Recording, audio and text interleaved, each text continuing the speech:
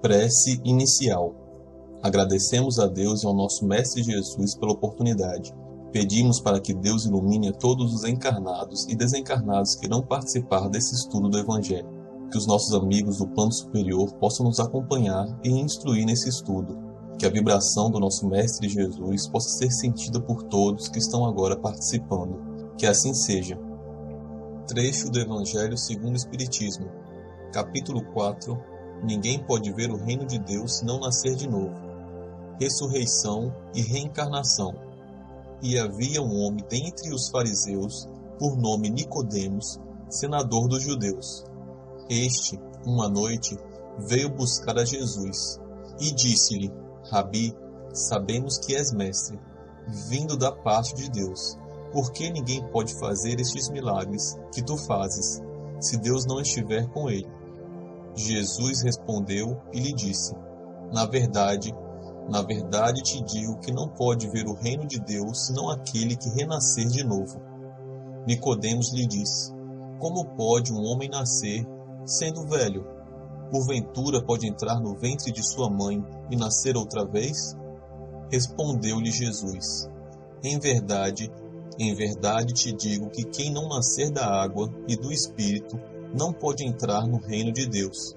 O que é nascido de carne é carne, e o que é nascido do Espírito é Espírito. Não te maravilhes de eu te dizer que vos importa nascer de novo. O Espírito sopra onde quer, e tu ouves a sua voz, mas não sabes de onde ele vem, nem para onde vai. Assim é todo aquele que é nascido do Espírito. Perguntou Nicodemos: Como se pode fazer isto? Respondeu Jesus: Tu és mestre em Israel, e não sabes estas coisas? Em verdade te digo, que nós dizemos o que sabemos, e damos testemunho do que vimos. E vós, com tudo isso, não recebeis o nosso testemunho. Se quando eu vos tenho falado das coisas terrenas, ainda assim me credes, como creríeis, se eu vos falasse das celestiais? João, capítulo 3, versículos 1 a 12.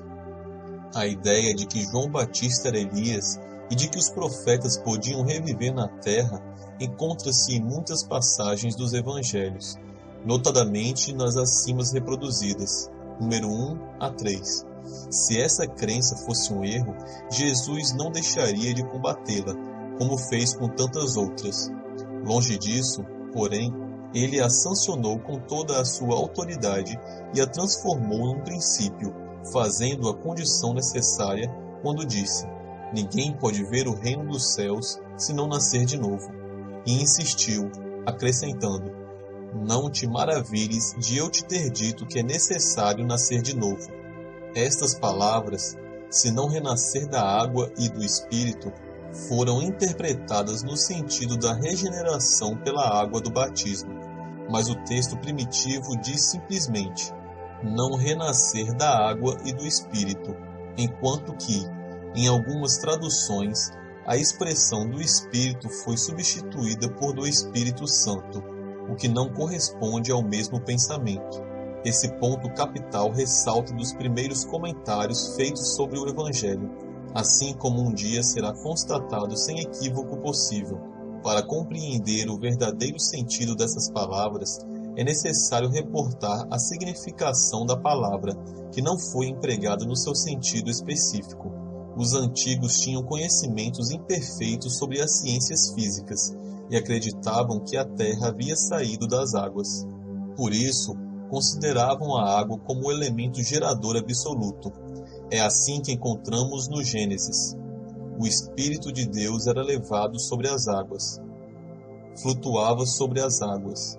Que o firmamento seja no meio das águas, que as águas que estão sob o céu se reúnam num só lugar e que o elemento árido apareça, que as águas produzam animais viventes, que nadem na água, e pássaros que voem sobre a terra e debaixo do firmamento. Conforme essa crença, a água se transformara no símbolo da natureza material, como o espírito o era da natureza inteligente. Estas palavras, se o homem renascer da água e do espírito, ou na água e no espírito, Significam, pois, se o homem não renascer com o corpo e alma.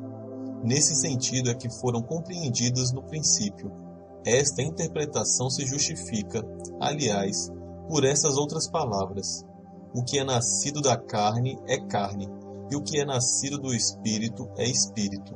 Jesus faz aqui uma distinção positiva entre o Espírito e o corpo. O que é nascido da carne é carne. Indica claramente que o corpo procede apenas do corpo, e que o Espírito é independente dele. O Espírito sopra onde quer, e ouves a sua voz, mas não sabes de onde vem nem para onde vai. É uma passagem que se pode entender pelo Espírito de Deus que dá a vida a quem quer, ou pela alma do homem. Nesta última acepção, a sequência, mas não sabeis de onde vem nem para onde vai, significa que não se sabe o que foi nem o que será o Espírito. Se, pelo contrário, o Espírito ou alma fosse criado com o corpo, saberíamos de onde ele vem, pois conheceríamos o seu começo. Em todo caso, esta passagem é a consagração do princípio da pré-existência da alma e, por conseguinte, da pluralidade das existências. Comentários por Eduardo Sabag, retirado dos seus grupos de Evangelho no Lar. Olá pessoal, tudo bem? Vamos ao Evangelho de hoje. Esse Evangelho aqui é um dos evangelhos mais maravilhosos do Evangelho segundo o Espiritismo, porque ele fala sobre a reencarnação, coisas muito legais, assim, que estão no Novo Testamento e informações que todo espírita deveria saber. Então eu recomendo que vocês leiam todo esse trecho. Nós tivemos que pegar apenas a parte da conversa de Jesus com Nicodemos, porque senão ficaria muito demorado a leitura de vocês. Então leiam o que vem depois disso, que é muito legal. Ele fala sobre vários pontos de reencarnação na Bíblia. Mas vamos aqui destrinchar a conversa de Jesus com Nicodemos. Mas é importante citar, né, uma coisa que ele fala aqui, uma observação, que eu já falei no último evangelho, que ressurreição, que era o que os judeus acreditavam naquela época, os judeus acreditavam em ressurreição. É a mesma coisa que reencarnação de hoje, porque eles consideravam, por exemplo, a história de Lázaro, a história de Elias, tudo ressurreição, mas a ressurreição só pode ocorrer quando a pessoa volta com o mesmo corpo naquele momento, né? Mas como seria o caso do João Batista com Elias, que ficou óbvio que Jesus estava falando que ele voltou em outro corpo, logo é uma reencarnação. Na verdade, eles não sabiam direito como é que funcionava isso, então eles acreditavam em uma coisa muito vaga, né? Eles acreditavam tanto em ressurreição como em reencarnação, mas chamavam da mesma coisa. Antes de iniciar esse diálogo que nós vamos ver agora, é importante frisar que Nicodemos era um seguidor de Jesus, mas em oculto. Tanto ele como José de Arimateia, José de Arimateia foi o que pediu o corpo para Pilatos, pois era um homem muito influente, inclusive amigo de todas as autoridades romanas, e o Nicodemos, que era um grande, vamos dizer, uma grande autoridade também, né? Eles faziam parte dos fariseus, eles eram fariseus na realidade. Essa religião que acabou condenando Jesus à morte. Então eles morriam de medo de serem descobertos, porque eles foram descobertos, obviamente, depois que Jesus morreu, eles não aguentaram e acabaram assumindo, né, que eram seguidores de Jesus, pedindo o corpo para o Pilatos, né, para o Pôncio Pilatos, que era o governador daquela época, daquela região. E aí eles fizeram um enterro para Jesus, pagaram aquele lugar que ele foi enterrado, que era uma coisa altamente cara, imagina só, naquela época era pobreza extrema, ter um espaço daquele para enterrar uma pessoa, ele gastou bastante dinheiro, pagou, deu tudo do melhor que ele podia dar naquele momento, mas esses dois, eles ficaram, obviamente, depois eles foram perseguidos pelo povo judeu, né? Então eles eram homens muito inteligentes, homens da alta sociedade dos judeus, né? Influentes, mas eles tinham tanto medo daquele povo revoltado e daqueles próprios colegas deles, do Sinédrio, né? Esses colegas deles, eles tinham muita raiva de Jesus, porque Jesus falava de amor e caridade, e esses colegas deles falavam somente de colocar dinheiro no templo, de rezar ajoelhado na rua para todo mundo ver, só desse tipo de coisa, né? Então, eles fizeram o que fizeram, que até que conseguiram realmente crucificar Jesus, né? Quem fez isso foram esses próprios colegas do Sinédrio. E o Sinédrio, que Nicodemos fazia parte, era como se fosse a lei, vamos dizer, daquela área, né? Então Nicodemos pediu para encontrar com Jesus, e ele fazia esses encontros às escondidas, na realidade. Ele ia durante a noite e encontrava com Jesus. Então, nesse encontro, este homem, que era um dos homens mais inteligentes da época, conversou com Jesus e fez essas perguntas. Então, esse diálogo que nós vamos ler é entre Nicodemos, que é esse doutor da lei, vamos dizer assim, e Jesus. Então Nicodemos chega para Jesus e fala, quer dizer, vamos ler desde o começo, nessa parte. Ora, havia um homem dentre os fariseus chamado Nicodemos, senador dos judeus, que veio à noite encontrar Jesus e lhe disse: Mestre, sabemos que viestes da parte de Deus para nos instruir como um doutor, porque ninguém poderia fazer os milagres que fazes se Deus não estivesse com ele. Então isso foi o que Nicodemos falou. E aí Jesus respondeu. Jesus responde: em verdade eu vos digo, ninguém pode ver o reino de Deus se não nascer de novo. Ou seja, Jesus está dizendo que ninguém pode ver o reino de Deus se não nascer de novo, né? Na verdade ele está dizendo assim: ninguém vai evoluir se não reencarnar. Essa é a tradução, vamos dizer assim. Aí Nicodemos pergunta para Jesus: como pode um homem que já está velho, como pode nascer um homem que já está velho, pode ele entrar no ventre da sua mãe para nascer uma segunda vez? Ou seja, você vê que para esse homem, ele pensou assim, nascer de novo deve ser ele entrar no mesmo corpo, né? Entrar de novo na mãe, como que ele vai renascer de novo, né?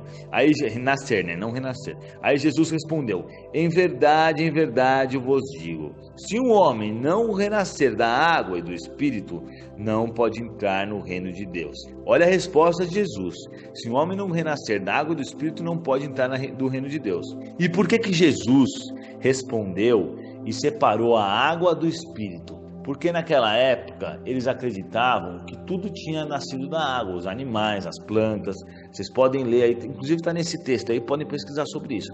Então Jesus quis mostrar para ele que a água, a parte material é diferente do espírito. E também para dar para nós um aviso hoje, porque nós sabemos que a água ela realmente origina a vida num planeta como o nosso, certo? Cada planeta tem suas características, mas no nosso é preciso a água para que ocorra a vida. Tanto o início da nossa caminhada, vamos dizer, animal começou na água, né?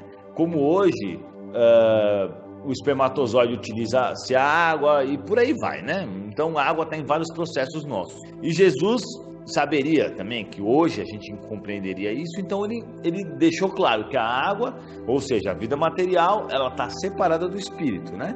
E aí ele continua, o que nasceu da carne é carne, e o que nasceu do espírito é espírito. Ou seja, aí ele deixou muito claro que a reencarnação, ela traz um novo corpo material, mas o espírito é separado, continua, né, na mesma coisa que ele falou. Mas é interessante aqui que ele fala: o que é da carne é carne, espírito é espírito. Ou seja, ele está separando mesmo, né? Aí ele fala: não vos espanteis se vos digo que é preciso nascer de novo. Ou seja, não toma susto porque eu estou dizendo que realmente é preciso nascer de novo, né? Que eu estou dizendo isso para vocês. Aí ele conclui: o Espírito sopra onde quer que escutai a sua voz, mas não sabeis de onde vem nem para onde vai. Ocorre o mesmo com todo homem que é nascido do Espírito. Ou seja, olha que coisa impressionante o que ele está falando aqui. Essas são palavras de Jesus, né? Ele está dizendo que o que ocorre com aquele homem que é nascido do Espírito? Ocorre que aquele homem que é nascido do Espírito, ele sopra onde quer, mas não sabe de onde vem nem para onde vai. Ou seja, é a reencarnação. Quando a gente reencarna, a gente não sabe de onde a gente veio nem para onde a gente vai. Então o homem nascido do Espírito, é isso que Jesus está falando. O Espírito, quando reencarna, não sabe nem de onde vem nem para onde vai. Então não existe mensagem mais clara que essa, né? Só faltou Jesus desenhar. Só faltava Jesus fazer um desenho e deixar para a gente olhar, porque não é possível, né? Nicodemos perguntou: Aí ele continua, ocorre o mesmo com todo homem que é nascido do Espírito, né? Aí Nicodemos pergunta, como pode isso acontecer? Jesus lhes disse, sois mestres em Israel e ignorai essas coisas. Em verdade eu vos digo, que apenas dizemos o que sabemos e apenas damos testemunho do que vimos, e entretanto não recebeis nosso testemunho. Mas se não acreditai quando vos falo das coisas terrenas, como acreditai quando vos falar das coisas do céu? Ou seja, Jesus está falando assim, você é o cara mais inteligente daqui, um dos mais inteligentes, e não entende? O que vai adiantar, né? Eu te falar das coisas do céu, se você não está entendendo nem as coisas terrenas. Quando ele pergunta, vamos dizer mais detalhes. Nicodemos fala, mas como assim, Jesus? Está meio confuso essa história para mim, que eu ainda não consegui entender. Aí ele fala, você que é tão inteligente, não entende nada da terra? Não entende nem o que eu estou te falando da vida material? Não tem como te falar as coisas do céu, né? Então, assim, essa conversa é um claro testemunho, vamos dizer, da reencarnação, certo? Nós sabemos que a reencarnação fazia parte dos livros da Bíblia. E no segundo concílio de Constantinopla, em 553 d.C., eu fiz um vídeo sobre isso, ele foi retirado, foi removido, né? Porque o imperador quis remover, e eu não vou explicar isso agora porque tem um vídeo sobre isso. Então, pessoal, nós sabemos que apesar de todos os mexe-remexe tanto no Novo Testamento como no Antigo Testamento, né? Porque naquela época não existia pendrive, não tinha nuvem no Google, nem nuvem da Apple para você armazenar os arquivos. Então, os originais da Bíblia, eles tinham que ser copiados da pele do animal para outra pele do animal, para depois de um certo período iniciar o período que existia o papiro, né? E por aí vai. Então isso foi copiado milhares de vezes. Além das traduções, porque a maioria das Bíblias que nós temos aqui no Brasil, principalmente aquelas religiosas, como a que está na mão dos católicos e dos evangélicos, elas têm muita, por exemplo, passou do grego para o latim, do latim para o alemão, do alemão para o inglês, aí se perde-se muito o sentido, né? Além das palavras que podem ser esquecidas ou modificadas. Se o cara está fazendo uma cópia de um original, né? Que não é mais original, uma cópia da cópia, porque eles faziam essas cópias, como eu expliquei. E o cara tá com dor de cabeça, ele erra a palavra ou esquece e fica por isso mesmo. Como é que a gente vai saber se isso está certo ou não? Mas apesar disso tudo, apesar do Concílio de Constantinopla, de terem retirado a força, né? A reencarnação da Bíblia, existem muitas passagens que estão falando sobre a reencarnação, muitas, não é só esse trecho que a gente separou.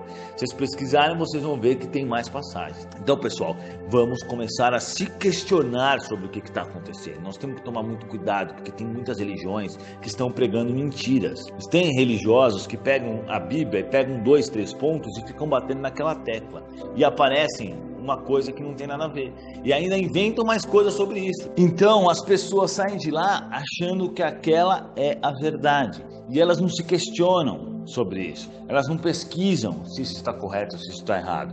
Se a gente pegar uma receita de bolo e destacar o açúcar e a manteiga, e só falar do açúcar e da manteiga, e o dia inteiro ficar falando açúcar, manteiga, quando você ouvir falar de bolo, você vai falar, isso é um veneno, porque só vai vir o açúcar e a manteiga na tua cabeça, não é verdade? Então é isso que eles fazem, eles pegam algum pedaço da Bíblia, manipulam as informações e ficam só batendo naquela tecla, na tecla. E isso causa uma lavagem cerebral na cabeça das pessoas. Então, pessoal, vamos abrir os olhos, compartilhar esse material, falar para as pessoas sobre isso, para elas pesquisarem, para elas lerem elas mesmas, né? Então é isso, pessoal. Obrigado, espero que vocês tenham gostado do nosso evangelho. Coloquem suas dúvidas aí abaixo e nós responderemos. Muito obrigado, que assim seja. Vibrações. De olhos fechados, vibremos em harmonia por muito amor, paz e equilíbrio para toda a humanidade, pela implantação do Evangelho em todos os lares, pelo equilíbrio e paz de todas as famílias, pelo perdão e concórdia dos que sintetizam conosco, visualizando a união e a amizade mútuas, pela cura e sustentação dos familiares e amigos, pelos presentes na reunião, pelos familiares e amigos desencarnados, pelo lar onde está sendo feito o Evangelho.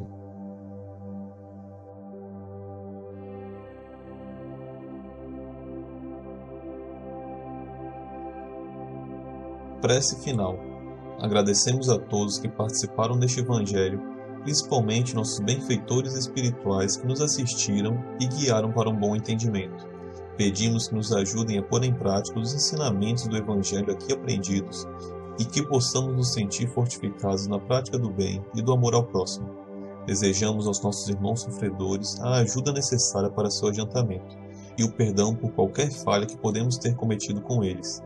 Pedimos para que nos livrem dos maus pensamentos e que nos ajudem a não darmos entrada a nenhum mau espírito que queira nos induzir ao mal. Que Deus, nosso Mestre Jesus, e os bons espíritos possam nos guiar no caminho do bem e nos envolvam em um manto de muita luz e amor. Que assim seja. Curta e compartilhe este vídeo.